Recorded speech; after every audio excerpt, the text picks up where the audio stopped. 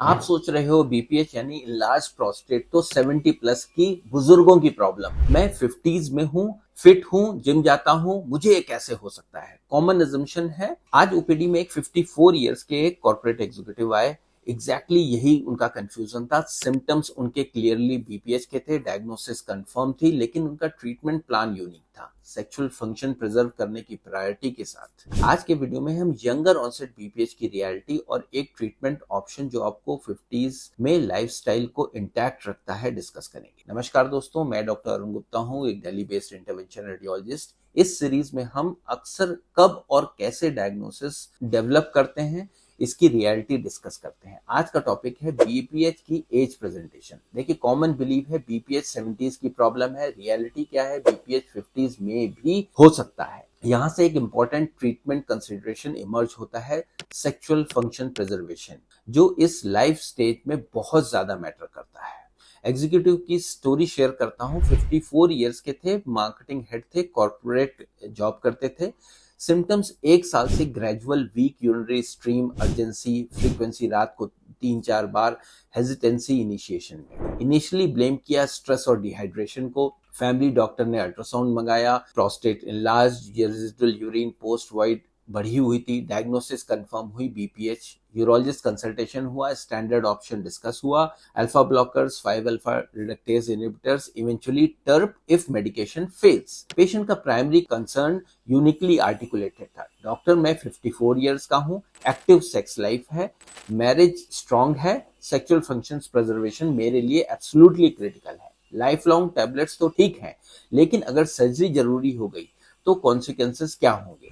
यहाँ पे discussion specific हो गया। स्टैंडर्ड टर्ब के बाद रेट्रोग्रेड इजैकुलेशन 75 to 80% केसेस में होता है, मतलब सीमेन बाहर नहीं आता है। इरेक्टाइल डिस्फंक्शन का रिस्क 5 से 10%। इस एज के पेशेंट्स के लिए ये नंबर्स साइकोलॉजिकली सिग्निफिकेंट होते हैं। बीपीएच की एज की एपिडेमियोलॉजी समझते हैं। हिस्टोलॉजिकल बीपीएच मतलब माइक्रोस्कोपिक चेंजेस प्रोग्रेसिवली कॉमन होता है। 30s में लगभग 8% में, 40s में 25% में और 50s में 50% में, 60s में 65%, 70s में 80%। Symptomatic age, BPH age shift कर गई है पिछले डेकेड्स में। Lifestyle factors, obesity, epidemic of metabolic syndrome contribute कर रहे हैं। 50s में सिम्टोमेटिक बीपीएच एबनॉर्मल नहीं है, ये हम देख रहे हैं। रिस्क फैक्टर्स हैं family history, obesity, metabolic syndrome, sedentary lifestyle, possibly hormonal factors.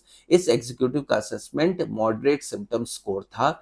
Prostate volume 65 grams था, मॉडरेटली इनलार्ज था, पोस्ट वाइड रेजिडुअल यूरिन बढ़ा हुआ था, नो ऑब्स्ट्रक्टिव यूरोपैथी, कभी उनका रुका नहीं था urine.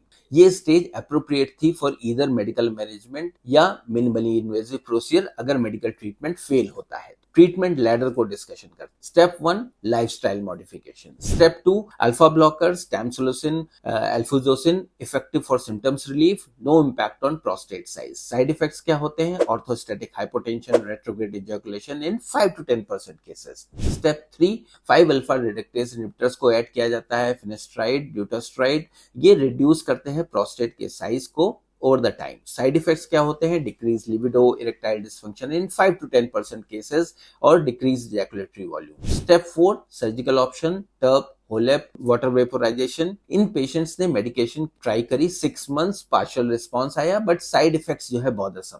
Decision more definitive intervention के लिए था। मैंने इनको प्रोस्टेट आर्टरी एम्बोलाइजेशन प्लान किया। प्रोसीजर में पेशेंट्स की एंजियोग्राफी सूट में की जाती है, conscious sedation plus local anaesthesia और फीमोरल आर्टरी जांग की नस से पंक्चर करके। हम इनका सीटी एंजियोग्राम पहले कराया था, प्रोस्टेट आर्टरी हमने देख रखी थी, माइक्रो कैथेटर के थ्रू फीमोरल आर्टरी से internal iliac artery, anterior division of internal iliac artery, फिर प्रोस्टेटिक आर्टरी तक पहुंचे। आइडेंटिफाई करके 200 to 300 माइक्रोन साइज के पार्टिकल्स को इंजेक्ट किया। स्फीयर्स प्रोस्टेट की ब्लड सप्लाई को ब्लॉक करते हैं। प्रोसीजर लगभग 90 मिनट्स टू 120 मिनट्स का। Patient well awake, comfortable, completely normal. Post procedure trajectory देखें, हमने इनको इवनिंग में डिस्चार्ज कर दिया। कुछ पेशेंट्स को नेक्स्ट डे डिस्चार्ज करते हैं। माइल्ड पेल्विक डिस्कम्फर्ट 2 से 4 दिन के लिए। यूरिनरी कैथेटर यूजुअली अवॉइड होता है। Important point, PAE works gradually over weeks and month. Mild improvement शुरू में दिखता है, 3 महीने में सिग्निफिकेंट इंप्रूवमेंट आता है, 60% वॉल्यूम रिडक्शन देखने को मिलता है। मैक्सिमम बेनिफिट हमको 4 से 6 महीने पे मिलता है। यूरिनरी सिम्टम्स लगभग 70% बेटर हो जाते हैं, स्लीप रिस्टोर्ड हो जाती है, अर्जेंसी चली जाती है, सेक्सुअली फंक्शंस प्रिजर्व रहते हैं, इजैकुलेशन नॉर्मल रहता है, इरेक्टाइल फंक्शंस नॉर्मल रहते हैं। एलिजिबिलिटी क्या है? Moderate to severe BPH symptoms, जिसकी वजह से हमारा लाइफस्टाइल खराब हो रही है, प्रोस्टेट वॉल्यूम 40 ग्राम से बड़ा है, फेल्ड मेडिकल थेरेपी।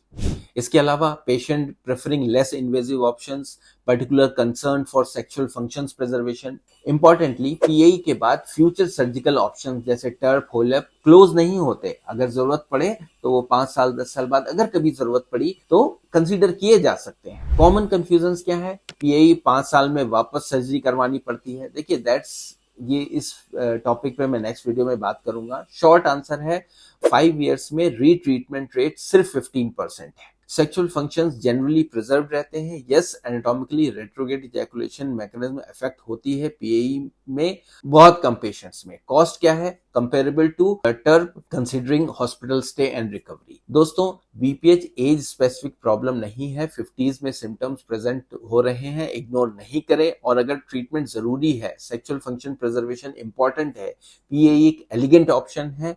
ये दिमाग से ख्याल निकाल दीजिए कि मैं बूढ़ा होने लगा हूं, मतलब माइंडसेट मॉडर्न मेडिसिन की सर्विसेज को डिजर्व नहीं करता हूं।